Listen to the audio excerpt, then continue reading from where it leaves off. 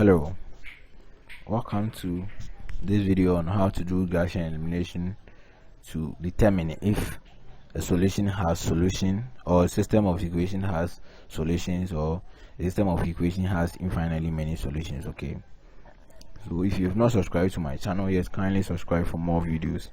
Alright, so let's start.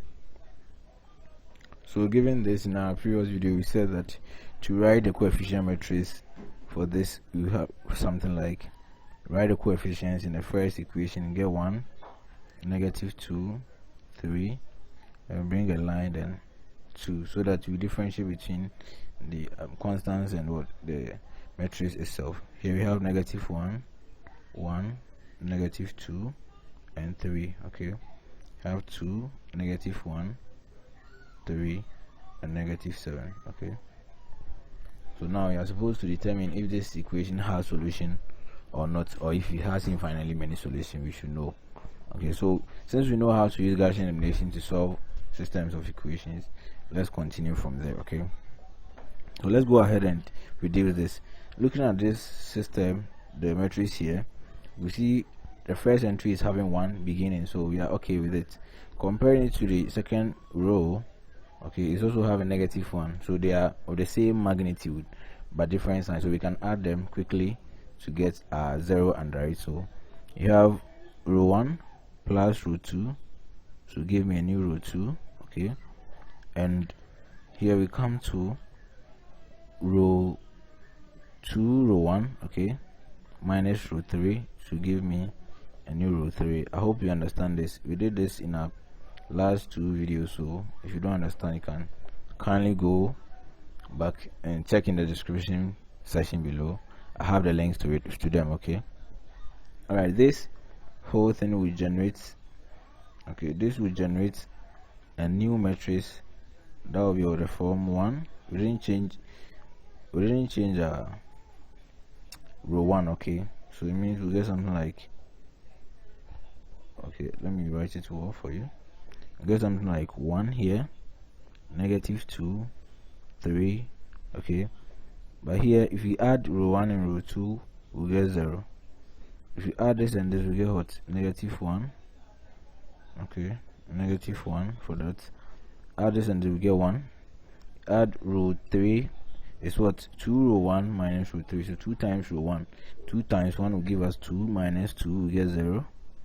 2 times -2 will give us -4, minus -1 will give us what? -3, because it becomes plus. And 2 times row 1 is what? 2 times 3, we are at the last entry of the first row. Okay, so 2 times 3 will give us what? 6, minus 3, that will give us what? 3. Now we come here, whatever we did for the coefficient matrix, let's do the same thing for the augmented this side. Okay, the matrix there. Okay, now we said for the first row we maintain this, so -2 is still there. But for the second row, we said that row 1 here, row 1 plus row 2, so in that sense -2 plus 3 will give us what? 1. Okay, let me write my 1 small. Okay, and this one we said 3 or 2 times row 1 minus row 3, so 2 times -2 give us what? -4, minus -7 will give us what? 3, because it becomes -4 minus -7, and that one give us what? 3. So we have this. Now this is our new matrix given. Okay, looking at the new matrix, you can see that the last column, or the last row, sorry, is having 3, 3, 3 throughout, so we can actually divide through by -3, so that we get something like 1, 1, 1 there. Okay, so we have -1/3 times row 3 should give us a new row 3. Okay, anytime you see maybe a factor between all the elements in one row, we can divide through by that. Okay, now we get a new matrix to be 1, -2, 3, and we have 0, -1, 1, 0, -1/3 times row 3, so we get here to be 1, -1, and this you have -2 maintaining, 1 maintaining, but this will divide through by -1, that will give me what? -1. Divide through by negative 3. So it's the same as negative 1 over 3 times that, and you get something like this. Now it's left, we've been able to reduce this side to get 0, 0 there. So it's left for us to make sure that the down here is also 0. By comparing numbers there, we have negative 1 and 1, so we can just simply add them. Okay, so row 3, or let's say row 2 rather, plus row 3. The reason I'm doing this is always make sure that your pivoting row is being written first before you check about the new row that you want to change. Okay, this should give me a new row 3. This means I will get a matrix looking at this: negative 2, 3, and negative 2. Okay, and 0, negative 1, 1, 1. Okay, then we have 0. If I add this and this, negative 1 plus 1 will give me 0. 1 plus negative 1, 0. 1 plus negative 1, 0. Okay, now looking at row 2, we can still do something there, but if you want, alright, let's do that. Let's make sure that we change the negative 1 here and the negative 1 here. Okay, this negative 1, I want to change it to positive 1. Okay, so let's erase some part and continue from there. Alright, so let's, from this matrix result that we've gotten here, this is the results I'm talking about. Okay, let's multiply row 2 by negative 1. So negative row 2 is equal to our new row 2. Okay, then we get something like 1, negative 2, 3, 0, 1, negative 1, because I'm multiplying through by negative 1. Okay, and 0, 0, 0, negative 2, negative 1. Okay, 0. Now let's try to write equations for this from our previous video what we had. Okay, so this, it means there's these new matrices like this: 1, negative 2, 3. Okay, 0, 1, negative 1, 0, 0, 0 times the column vector of our variables. Okay, 3. This is what this whole thing means, is equal to negative 2, negative 1, 0. This is what it means. Okay, so now how do I solve for my x1, x2, x3? Okay, alright, so with this, it means that the first row times the column x1, x2, x3 should give me the first row of the column vector at here. Okay, so we get something like x1 minus 2x2, okay, plus 3x3 plus 3x3 should give us what? Negative 2. Okay, now I have 0 times that, 0, 1, negative 1 times this one. Okay, so we get something like x2 minus x3 should give me what? Negative 1. And we have the whole of this 0, 0, 0. So 0 times x1, x2, x3 will give us what? 0, and it should be equal to what? 0. Now look at here. Since this statement, this last equation is true, 0 is equal to 0. Okay, it means the system here has solutions. It has solution, but then what type of solution does it have? After reducing, you see that we've been able to get some system of equations that consist of what? Only 2 equations. Okay, this whole system here has reduced to this one, giving us only 2 equations. Okay, that means that from the last equation, from this, x2 is always equal to negative 1 plus x3. Okay, in other words, x2 is what? x3 minus 1. Now with this, we can write x1 in terms of x2 and x3. Okay, but since this is happening and we don't know x3, it means for every value of x3 that we pick, if we say x3 is equal to something, we get a new solution. Okay, what I mean is that since our number of unknowns are plenty than, or are many, they are more than the equations that we have. We had only 2 equations from this side. Okay, from this side, this equation, we had only 2 equations, but our unknowns are how many? 3.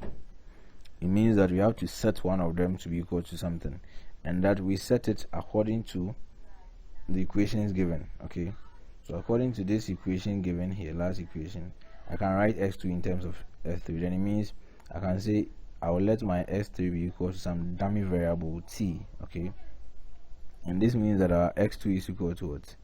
T minus 1. So let's try to write x1 in terms of t and c. So from the equation you can see that x1 is equal to what? Let me erase some parts and let's continue from there. Okay,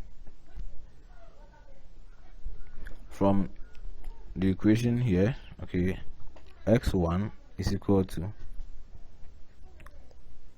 negative 2 plus 2x2, okay, then minus 3x3. okay, now with the x3 given and x2 given as these, let's put them in. X1 will be equal to what? X1 is what? Let's try to write something there. Negative 2 plus 2 times x2, which is what? T minus 1, minus 3x3, which is what? T. So I have negative 2 plus 2t minus 2 minus 3t. So we get something like negative 4 minus what? 1t, which is that. So this is what we have for our x1. Now you can write our whole solution. It means our x2 is what? Let me write it here before I write a general one for it. x3 is also equal to what?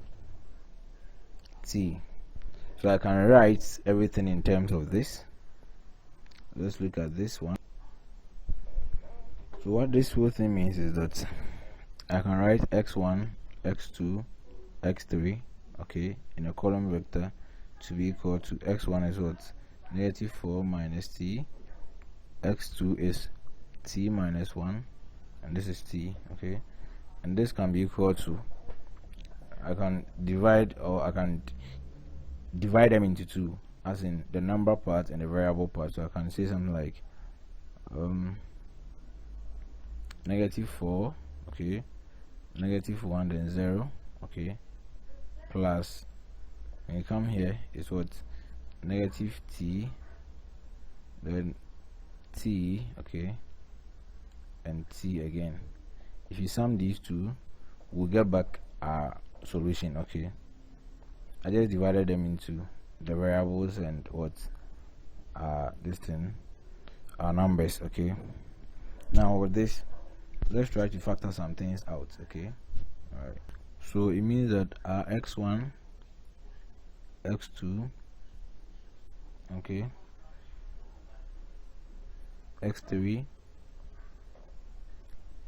okay,